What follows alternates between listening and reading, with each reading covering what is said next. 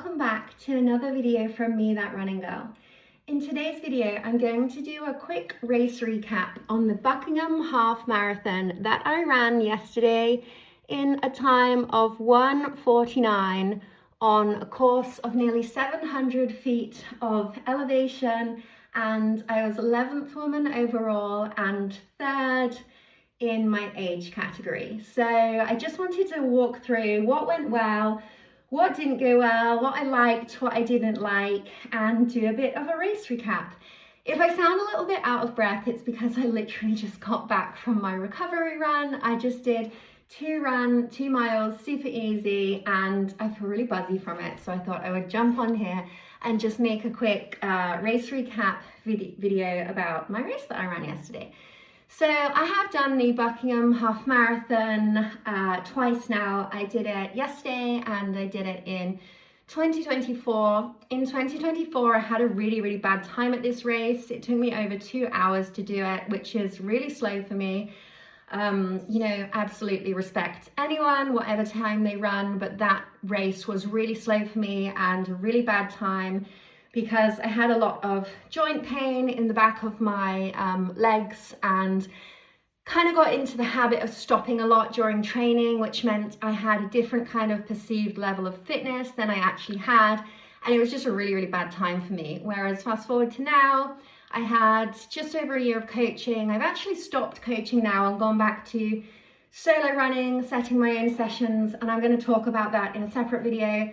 But I just feel super fit and super back to kind of, running strong and running happy again. So it was really nice to run yesterday. I felt like I tackled the hills really well. I have inserted the hill profile at the beginning of this video so you can see what that's like. And for a bit of context, I looked up the hill profile the day before I ran it, and I kind of had it in my head, I'll know when the mile, what miles the hills were at, whereas it felt like the hills were scattered throughout the entire run. So I just basically went off relatively conservatively. I think my first mile was 7:56 minute mile, and my average pace was 8.19 minute mile. So it's nothing super fast, but also for a course of like 700 feet of elevation, it was quite a challenging run. And I ran it 17 minutes quicker than in 2024. So because of the different kind of strategy of training that I've been doing, and the fact I've been working with a coach for a year, and the fact that I stopped stopping in training, which was a big thing for me, it definitely went a lot better. One of the key sessions that I did in the week leading up to this was 5 sets of 800-meter reps with 55 seconds recovery, 1 mile warm-up and a half a mile cool down. And that, coupled with an 11-mile easy run the weekend before, just set me up really well for that race. I feel personally, I feel like speed reps of 800 meters upwards work best for me in a kind of, if I'm doing speed reps, to get those kind of longer reps in of, half a mile or even 1600 meters. That's ultimately what I'm aiming to get back up to with the solo sessions that I'm setting myself. So back to the race. It was a super local race for me. I think it was about maybe 14 miles away. So it's really nice to support those local races, go to your local races, because if you don't turn up, they won't be there anymore. And yes, quite a small race, probably about 350 runners, which is super tiny, but I really get on well at those races, because in the bigger races, I just absolutely hate crowds of people, and I hate it when, there's so many runners around you and you can't really get into the zone, you can't focus because you're worried about getting tripped up and everything. So it was really lovely course, all on countryside roads. It started at, a park, and it just kind of looped around a little grass section and then went out onto the roads, and instantly uphill, really big hill to start with. And that kind of set the kind of tone for the rest of the course. Course support was really good throughout. It was put on by Buckingham and Stowe Running Club.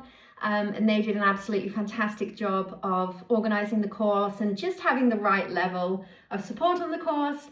Another thing I absolutely loved was having my fiance running the course. So again, I'm going to do another video about this, but I got my partner into running, which I did not think would ever be a thing, but I got him into running, and he has now run 10 races, and he ran his second half marathon yesterday and got a PB on a super hilly course, a PB by 3 minutes. So I'm so proud of him. But also, it was so nice having him on the course, because there's just something nice about knowing that your partner is also suffering on the course that you're suffering on. It kind of makes you feel like you're less alone in a way. And I just absolutely love that my partner runs. It's such a nice feeling, and it's such a nice kind of bonding experience, because it just makes it seem less kind of like just a me thing. You know, it used to be like my partner would come to races and he would support me, but he wasn't able ever to relate to like how racing felt or anything like that, you know, training. So it's really nice to have that now. Yeah, just a really nice local race. Really loved the medal. They also had loads of free tea, cake and coffee at the end, which was really nice. And yeah, just being able to not have a super long drive there and a super long drive back was really good. I wore my Asics Nova Blast 5, which were absolutely epic. So I wore these recently for almost 2 weeks training in Mexico, and they were fresh out of the box before then, and they're still going really strong. I've actually got another race that I'm planning to do tomorrow night, which is the Banbury 5 mile, and I might wear my Hoka Rockets for that, and I'm going to do a review video on those soon coming up.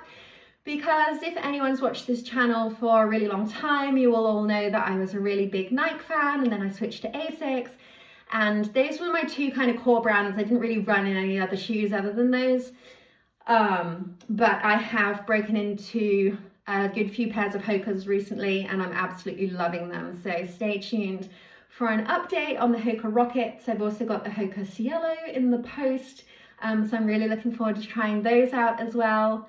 But yeah, that's pretty much all I can say about the Buckingham Half Marathon.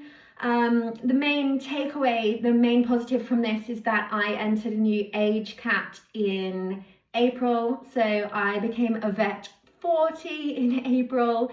So I've been running for over 2 decades now. And so to be able to get a third age cat position, and 11th in the field overall, I just felt really positive about that, and it's just definitely underlined to kind of keep trusting the process and realize that you can still run strong and happy as you reach new age categories. Because like I say in all my videos, I'm just so passionate about running, whatever time you run, however you train, however you race, even if you don't race, I'm just so passionate about it. And I think it's the saddest thing ever when people drop off the scene when they get older because they get slower, and they think, oh, I don't belong there anymore, I'm not relevant to the scene anymore. And you are still relevant. You know, as someone that has run for 21 years and is still placing in an age cat in kind of, you know, challenging half marathons, I am here to say that you very much are still relevant, however you run, however you train, however you race. So that is my review of the Buckingham Half Marathon, and I hope you're all running well. Stay tuned to see how I do at the Banbury 5 mile tomorrow night, and I will see you in my next video. Bye.